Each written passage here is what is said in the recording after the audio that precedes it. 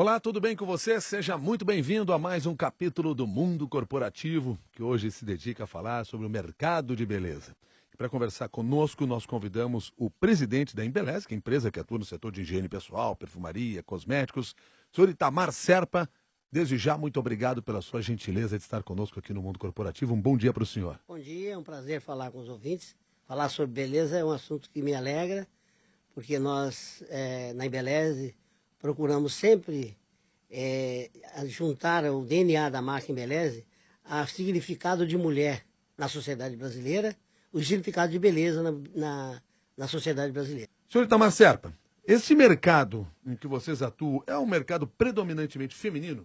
Sim, exatamente, porque beleza é assunto de mulher, é assunto em que não existe nada mais importante, lógico que ter filhos e tal, isso é importante na vida, mas na sua aparência, a mulher se preocupa demais. Tem histórias, por exemplo, de mulheres que estão assim acontecendo um terremoto e ela fica olhando para a roupa se está bem vestida, porque isso compõe a beleza da mulher. Então isso é importantíssimo, a questão de beleza é assunto de mulher. E nós homens seguimos a grande mestre em beleza que é a mulher. E eu lhe pergunto isso, até provocado por um ouvinte internauta, que já mandou uma pergunta pelo Twitter, antes mesmo de nós começarmos essa nossa conversa, que é o Rodrigo Pereira, porque ele gostaria de saber qual é a perspectiva de aumento de demanda por produtos de beleza e higiene exclusivos para o público masculino. O aumento, se existe isso, tem, mas o homem, que eu digo, ele não tem uma preocupação básica com beleza. O cabelo para ele é o cabelo, tem que estar alinhado, limpo. Aí é na parte de higiene, sim. Logicamente a higiene é um avanço da sociedade, é um avanço da humanidade, mas o homem não se preocupa absolutamente no seu inconsciente com a beleza. Isso é um assunto primordial e sem comparação com as mulheres. As mulheres é que têm uma necessidade intrínseca. A minha mãe, que faleceu com 92 anos, não saía sem pintar um batom, sem usar esses dados. Quer dizer, não é porque a mamãe queria parecer mais bela ou menos bela. É da natureza, uma coisa que está no instinto da mulher. Bom, a sua empresa é uma empresa feminina? Exatamente feminina. Assim como a sociedade brasileira é feminina. O Brasil é um país feminino. Todas as características, o tá bom, mas tá ruim, mas tá ruim, mas tá bom. A saudade, o futebol é de homem, mas na verdade reflete toda essa alegria, o samba, quem está no centro é a mulher. É diferente do tango, que é o homem o centro, e a sociedade portenha, a sociedade argentina é masculina. Aliás, por isso essa briga entre Brasil e coisa é uma briga de marido e mulher. Brasil e Argentina é uma briga de marido e mulher. É o arquétipo, a briga de marido e mulher. Então a sociedade brasileira é feminina e a Embeleze é essencialmente feminina. Mas na sua empresa, tem mais mulheres ou homens? Porque o comandante é homem. Sim. Então, mas eu tenho que ter uma mente feminina. A maioria é mulher. Talvez 80%, entre 70% e 80%. Eu não tenho uma estatística, mas acima de 70% eu tenho certeza absoluta. E aí que eu queria chegar na realidade quando eu lhe fiz essa pergunta, porque o senhor chamou a atenção, é preciso ter uma mente feminina. De que maneira esse olhar feminino é percebido internamente nos negócios, na forma de gestão, no trabalho que vocês desenvolvem? É no significado de mulher. A marca Embeleze significa porta da vida, porque é o significado de mulher. E beleza é criar vida, que é o significado que nós colamos na marca aí. Agora, no dia a dia, a Embeleze, na sua filosofia de trabalho, chamado olhar feminino, nós entendemos que o mundo seria bem diferente, aliás, eu traduziria bem diferente se o olhar feminino conduzisse a humanidade, e não o nosso masculino, muito focado, muito em linha reta, mas você vê que o Brasil é um país feminino, ele se tornou cada vez mais feminino com o tempo. Nós temos guerra do século XIX só. O Brasil praticamente, e outros países não tem, quer dizer, a mulher não é voltada para a guerra. Então nós teríamos muito menos guerra no mundo se nós adotássemos, isso é uma questão de adotar, o olhar feminino, o olhar para o futuro feminino, que a mãe olha para a vida, olha para criar a vida, ela é apaixonada em ter filhos. A mulher, se não fosse assim, as grandes estrelas da televisão ou do cinema não teriam filhos. Isso é uma necessidade intrínseca que a mulher não foge. Aliás, ela só se realiza quando ela tem um filho e ela procria. E essa é a grande diferença entre a mulher e o homem. E a mulher, nós falamos que a mulher é muito complicada, e é porque ela domina, nós somos três, né?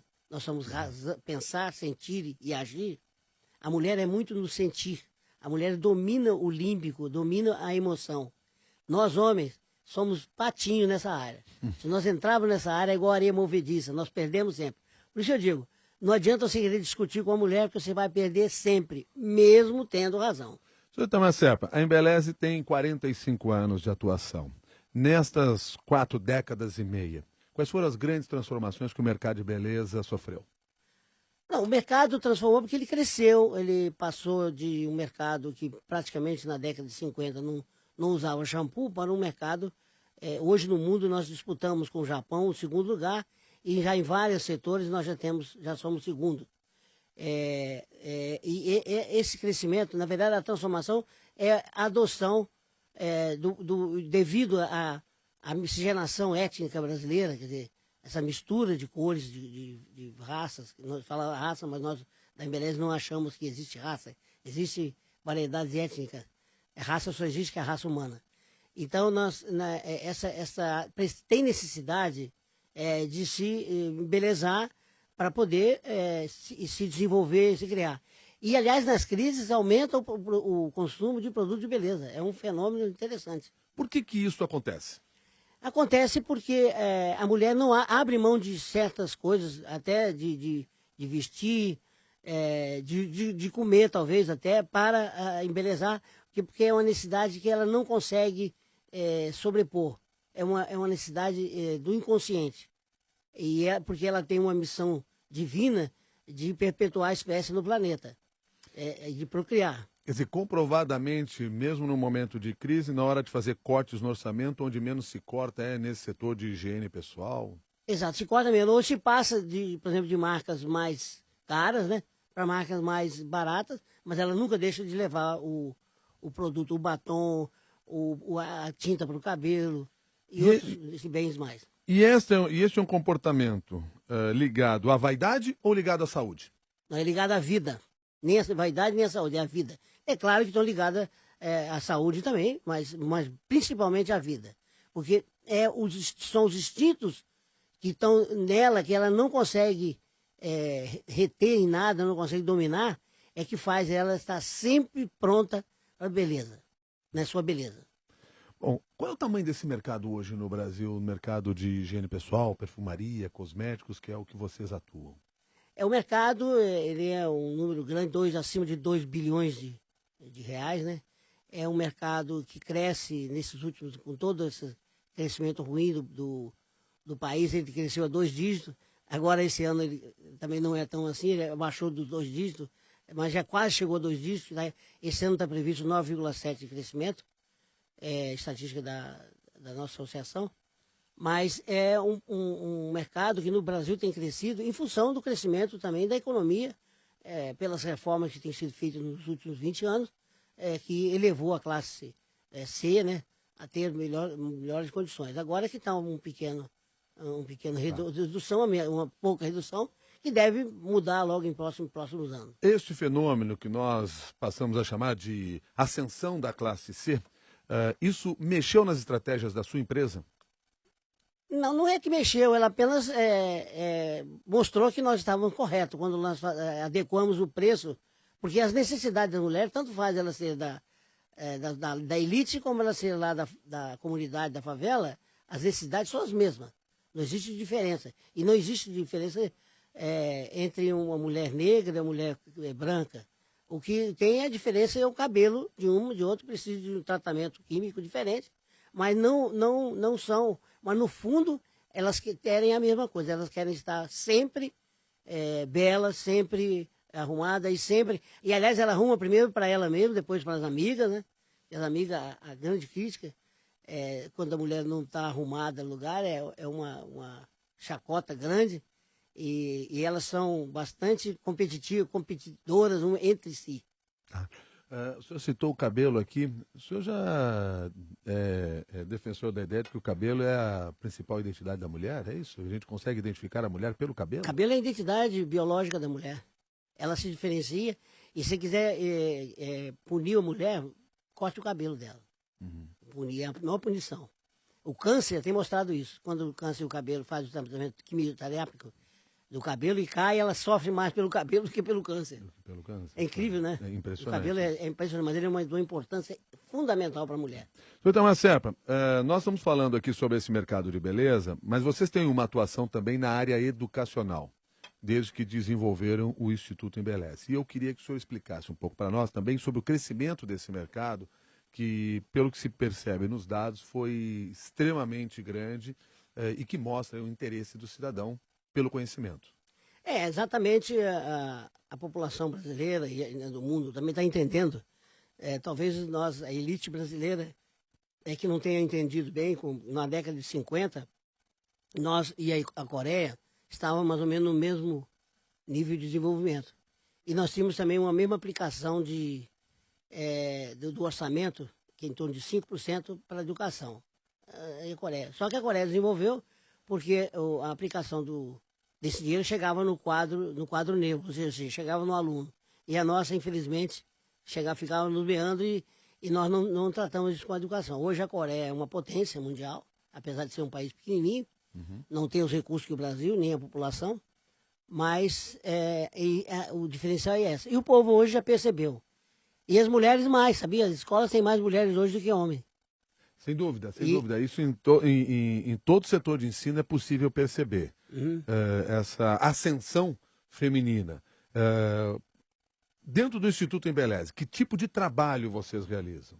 Bom, o principal curso que nós temos lá, que nós oferecemos, é o curso de cabeleireiro. Tem outros cursos, até o de barbeiro, que foi um lançamento agora há pouco tempo. Eu tinha até dúvida de se nós íamos acertar aí, porque nós temos uma empresa feminina, né? Fazendo curso de barbeiro. Mas não, funcionou mesmo, porque a tese que quem manda no cabelo da mulher, do homem é a mulher. Ela que compra os produtos, ela que faz esse trabalho, porque ele mesmo não liga muito para esse aspecto. Ela que tem esse. Então, nós vamos lançar linhas mais à frente de produto, nós chamamos família na Embeleze, mas aquela que a mulher vai comprar, quem é comprador é a mulher para o homem. Para o homem. Não é ele o comprador. Ele vai ser o usuário, mas através dela. Tá. Porque ela comanda essa ação. E quem não compreender isso fica querendo vender para o homem, e o homem não é de comprar isso. Na escola vocês trabalham com o sistema de franquia? O sistema de franquia é o adotado. E temos 350 escolas no país. Já formamos mais de 500 mil alunos. Então tem muitos cabeleireiros aí que hoje há crescimento de salões, né, que em todo lugar que você tem. Isso ajuda o consumidor final, porque você tendo mais profissionais, o custo baixa.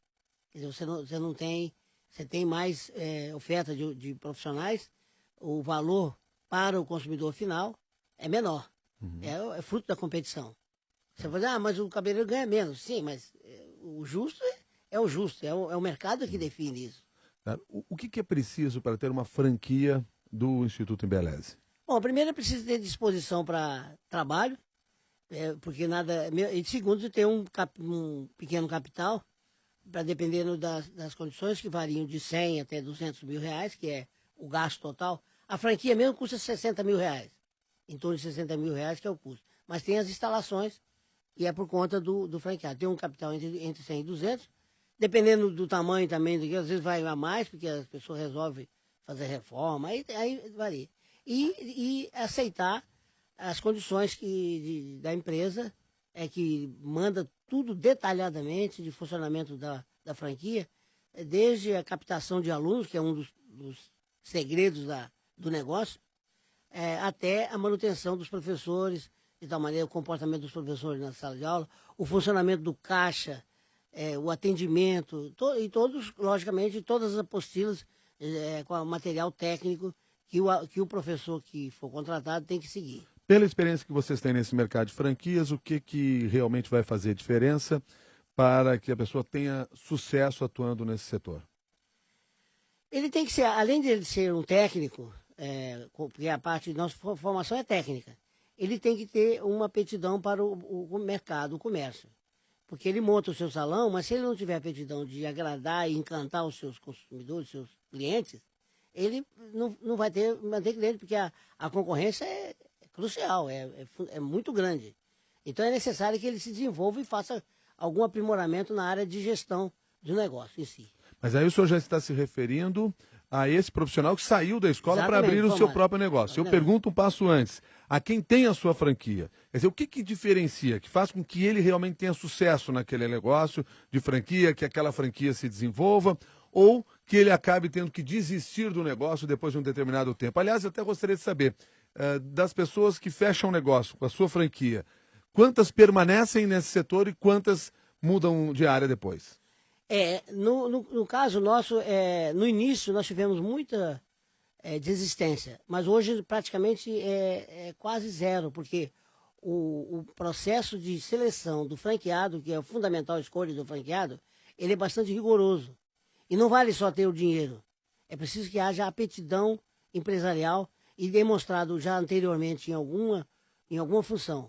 Não adianta você, eu quero botar ali para meu cunhado que está desempregado, eu vou botar lá, isso de forma alguma tem que passar pelo crivo, e quem vai comandar, não é quem vai pagar. Quem vai estar lá com o umbigo no balcão no prédio é que nós queremos saber como é a característica dele, qual é o seu perfil. Fazemos testes de perfil psicológico, se ele tem condições de dirigir o negócio, que ele tem. Todo um tratamento de grande negócio, não é uma aventura. E isso mostra que o negócio dá tão certo que 70% dos nossos franqueados hoje tem mais de que uma franquia. Ou seja, deu certo, ele comprou outra.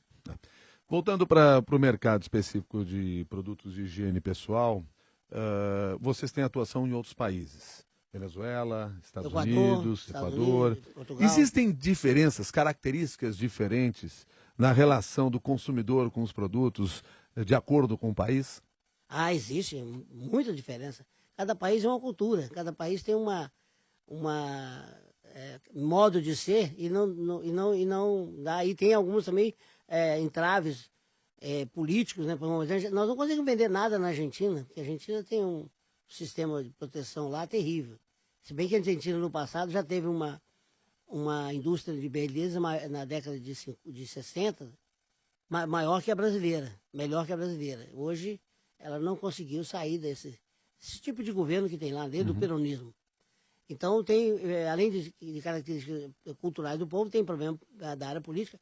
Hoje, por exemplo, a nossa operação na Venezuela dá certo porque nós temos um sócio lá, local, venezuelano, e como lá não se sai o capital, quer dizer, os lucros que a empresa tem lá não pode sair, nós estamos investindo lá, comprando imóveis, comprando bens duráveis para segurar o dinheiro lá. Muitas empresas saíram. E vocês fabricam onde? Nesses países ou fabricam apenas no Brasil? No Brasil, apenas no Brasil. Qual é o tamanho dessa fábrica e quantos produtos vocês têm nesse setor? Nós temos mais de 500 apresentações, né? São 500 em ativa. A fábrica tem hoje uns 18 mil metros quadrados de área construída lá em Nova Iguaçu. A sede, o nosso CD é um CD grande eu não tenho agora a metragem, nós mudamos para lá agora esses dias, né? É lá em Queimados. CD, o senhor se refere a Centro de Desenvolvimento, de distribuição. Centro de distribuição. Centro de distribuição, que daí é lá em Queimados, mas é o mais moderno. Inclusive, várias empresas usam o mesmo centro de distribuição, a L'Oréal e outras empresas, e nossa sede é na Barra da Tijuca, aqui no Rio de Janeiro. A sede do Instituto é aqui em São Paulo. Certo. Agora, dentro do desenvolvimento de produtos, que tipo de trabalho vocês realizam? Porque eu imagino que, pela própria concorrência que se tem nesse setor e a diversidade que se tem no país, há necessidade de se buscar características diferentes no produto para determinados tipos de pessoas. Que tipo de trabalho é esse? Que cuidado é esse que vocês realizam no desenvolvimento desses produtos? Hoje se fala muito ter coisas com significado. Significado. As empresas têm que ter significado, senão elas não vão durar. As marcas têm que ter significado. Então, nós partimos, primeiro movimento que se faz de lançamento em qualquer área, nós sabemos o código, que é, na verdade, o significado dentro do Brasil, né, da cultura brasileira, daquela, por exemplo, a pele. a gente vai lançar produto da pele, a primeira coisa que tem é o código de pele. O que a mulher desejaria na sua pele? Por exemplo, eu não sou especialista em pele, mas estudando o código, a mulher gostaria que ela tivesse uma pele, não do bebê, mas antes do bebê, o bebê no útero. Isso a gente descobriu no inconsciente coletivo brasileiro. Quer dizer, então você tem que trabalhar isso. Isso aí vamos dizer assim, é o pilar primeiro, é o farol primeiro. E deriva, logicamente, todo o relacionamento que se tem da mulher com a sociedade, com a cultura brasileira, e, logicamente, montar os produtos que façam aquele efeito lá do código. Como é que é fazer? Isso é uma tarefa. Então, todo o nosso trabalho é baseado no código do produto, ou seja, no significado que ele tem para a sociedade brasileira. E onde é que vocês buscam essa informação? Vocês fazem pesquisas constantes com o público consumidor? Fazemos, claro. Isso chama arquetipologia. A palavra grande, comprida, mas, na verdade, se a gente quisesse falar em outras palavras, seria uma escavação arqueológica no inconsciente coletivo brasileiro, da mulher brasileira. Quer dizer, você vai buscar lá no fundo o porquê que ela faz o que faz. Por que ela compra o que compra. Na verdade, esse que é o segredo. Essa metodologia é a arquetipologia. Você tem, em pesquisa, focus group, você tem contagem, tem vários métodos. Aliás, não tem esse tipo de método mais ou menos. E o método que nós usamos é o mais profundo, que é o que vai no inconsciente buscar o porquê que a mulher faz o que faz. E aí eu volto a buscar aqui uma comparação a como era esse mercado lá há 45 anos. Quer dizer, os códigos destas mulheres mudaram? Não. O código não muda. Ou seja, ele pode mudar assim em 300 anos, 200 anos, 100 anos. Quer dizer, a cultura mas ela tem uma linha mestra. Por exemplo, nossa cultura brasileira, ela tem uma benigna herança lusitana, né, dos portugueses que nos colonizaram, que era a possibilidade de existir uma democracia étnica, ou seja, a mistura de raças. Nós temos uma característica essa mistura e não levar para racismo como é na África do Sul, como é nos Estados Unidos. Lá é outra formação histórica. Então essa herança benigna dos portugueses, lusitana, é que nos faz essa generosidade feminina do povo brasileiro. Bom, identificado isso, passa para a produção, passa para a fabricação dos produtos e a chegada ao mercado. Nesse setor, existem algumas empresas que investiram e investem há muito tempo no porta a porta. A sua empresa não trabalha nesse sentido, vocês trabalham principalmente com os pontos de venda tradicionais.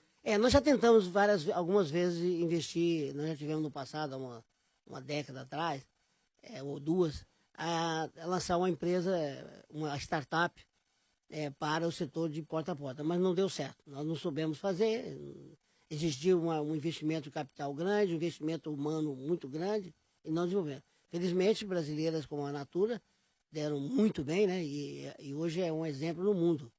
E a Natura é uma empresa admirada no mundo todo e é brasileira. Quer dizer, nós não conseguimos o caminho. Nós estamos agora desenvolvendo um semelhante ao porta a porta, que é a venda de produtos profissionais através das escolas. Mas ainda está muito embrionário esse trabalho. E o mercado também não é tão promissor quanto há 2 décadas, que ele crescia a números, a dois dígitos, hoje ele é abaixo de 1 dígito. O que está crescendo hoje, como eu falei, é o mercado de marcas próprias. Oxidane, essas marcas que tem próprio, e em outros setores, como a Sony tem feito, né? Na parte de coisa. A própria Apple, que tem uma rede de lojas que é um sucesso no mundo inteiro, é a marca própria. As lojas da Apple estão cheias no mundo, eu ainda não vi lugar nenhum no mundo. Você vai em Londres, você vai em Nova York, vai em Miami, vai aqui no Rio, eu tive domingo lá na loja da Apple, e estava lotada de gente. Vocês pretendem lançar lojas com marca própria? Sim, mas esse não temos nem ainda o projeto, nem projeto ainda fazendo, mas nós pretendemos no futuro ter essa loja. Mas está dentro, portanto, daquela ideia que vocês desenvolvem internamente com o corpo de colaboradores, de estar agora, com os pés agora, mas olhando no futuro. Exatamente. E nós temos que quebrar o código dessa aí com um estudo arquetipológico, de arquetipologia, para fazer como é que funciona isso. Isso é o primeiro passo. Se nós quisermos fazer essa loja, nós vamos estudar como é que isso aí funciona. E o que tem na mente das pessoas. Não só a lógica de beleza, mas aí do mercado de lojas, de marcas próprias. Porque é uma tendência que cresce a quase 13% ao ano no Brasil.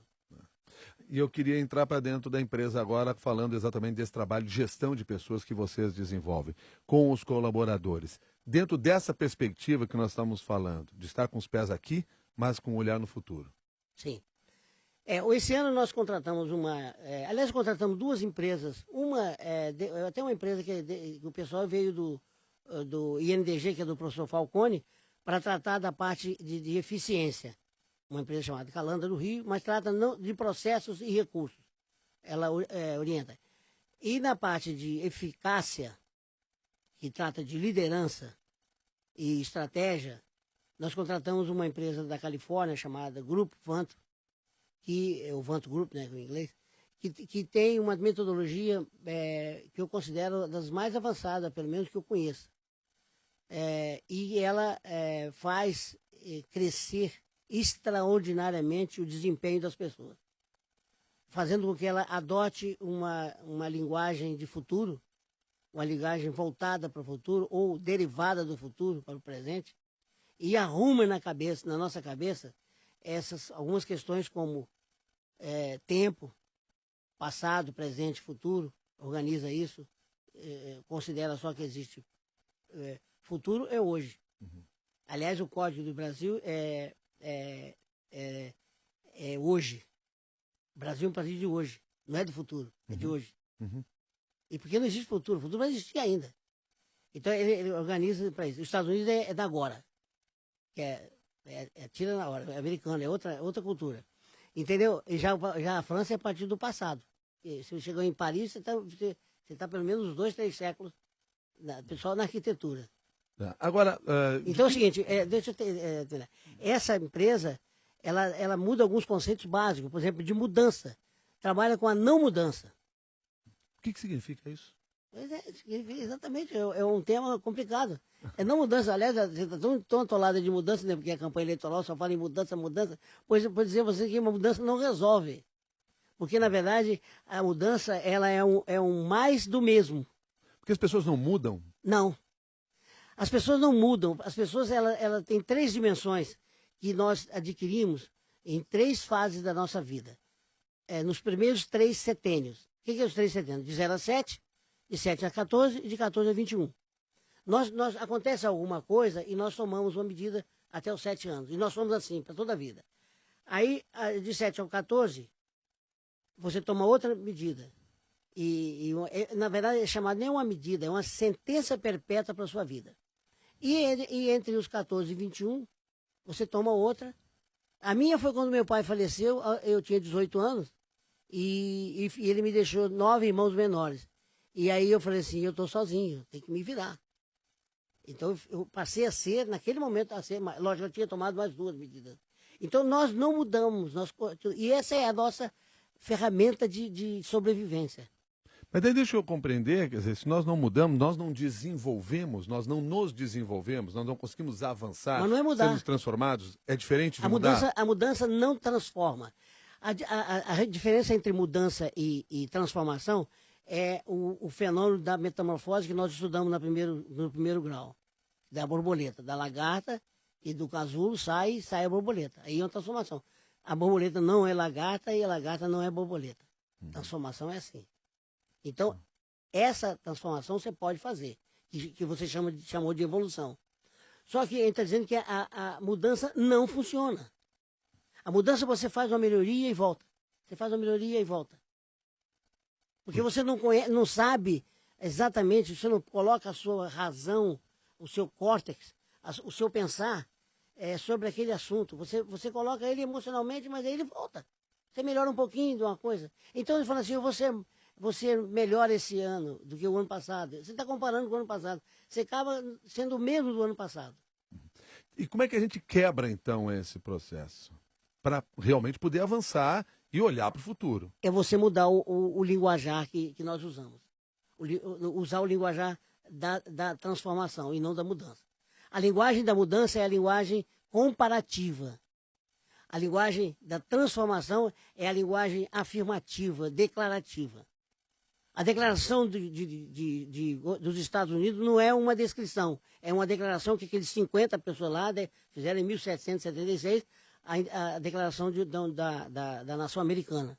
A declaração, nossa Constituição mesmo é uma declaração, não é uma... Apesar de ser muito eclética, né? Traz coisas que não deveriam estar lá, porque ela impede, às vezes, a sociedade de desenvolver, mas você muda, em vez de você trabalhar com descrição, você trabalha com declaração. E o seu linguajar volta todo para o futuro. Se você conseguir fazer isso com todo o pessoal da empresa, a empresa dá um salto de desempenho extraordinário. Senhor Itamar, só para concluir aqui a nossa conversa, eu deixei essa pergunta do Gessner Cardoso, nosso ouvinte internauta, aqui para o final, porque ele quer saber o seguinte: dentro do setor em que o senhor atua, que tipo de profissional mais está fazendo falta? Cientistas, pesquisadores, criadores, gestores, técnicos? E eu gostaria que o senhor desse essa orientação, talvez porque o Gessner Cardoso esteja interessado em investir mais em uma dessas áreas. Gestores. E depois vem inovadores. Mas aí, inovadores, nós temos uma formação própria, porque nós temos uma metodologia própria, que está consumada nesse livrinho, né, que é o Código Embeleze. Então, nós temos, mas o primeiro é gestores. E, sem dúvida, a Embeleze depende de gestores altamente competentes. Esse é fundamentalmente o que nós necessitamos. Porque o Brasil não gera gestores de Não, qualidade? o Brasil tem muitos empreendedores, né, tem gestores. Só que é o seguinte, devido à nossa cultura, do jeitinho, no Brasil é o jeitinho, nós não somos, no inconsciente, exímios planejadores. Nós somos improvisadores por natureza, diferente do japonês, do americano, nem tanto, o americano também um pouco, mas é planejador, mas de outros países, os alemães, por exemplo. Então nós temos uma dificuldade em planejamento e continuar. Nós deixamos às vezes as coisas acontecerem e vamos apagar a fogueira. Essa é da cultura brasileira. Nós temos que nos formar contra essa tendência natural. Senhor Itamar Serpa, quero agradecer a sua gentileza de conversar conosco, trazendo aí parte desse seu conhecimento para os nossos ouvintes internautas aqui no Mundo Corporativo. Muito obrigado e um bom dia para o senhor. É um prazer fazer, eu tenho maior satisfação quando eu posso transmitir algo que eu aprendi e dizer às pessoas que eu aprendi nesse vanto, que é essa visão ontológica, que nada que eu falei é verdade. Mas é a minha opinião, é a minha sincera de interpretação dos fatos. Porque os fatos mesmos, nós nunca saberemos exatamente. Porque nós temos os fatos e a interpretação dos fatos. É a minha interpretação do que acontece. Mas e ninguém está certo absolutamente e ninguém está errado absolutamente. É essa maneira que eu tenho de agir e fico muito satisfeito em poder falar aqui na CBN. Itamar Serpa, muito obrigado. Até uma nova oportunidade. Itamar Serpa, presidente da Embeleze, foi o nosso convidado de hoje aqui no Mundo Corporativo. E você ouviu o recado final. Quer dizer, os fatos podem ser analisados, discutidos, debatidos, agregar informações para fazer com que eles realmente cheguem a todas as pessoas e cada um tenha a sua visão sobre os diferentes assuntos. Por que eu estou falando isso? Porque, como sempre a gente faz aqui no Mundo Corporativo, ao final desse programa, a gente deixa o convite para que você leve essas informações à frente, compartilhe essas informações com seus amigos, nas redes sociais, no seu local de trabalho, e a partir daí você possa desenvolver o seu próprio ponto de vista. E claro, se quiser, participe lá do nosso grupo de discussões no LinkedIn Mundo Corporativo da CBN. Muito obrigado pela sua participação. Até um novo capítulo do Mundo Corporativo.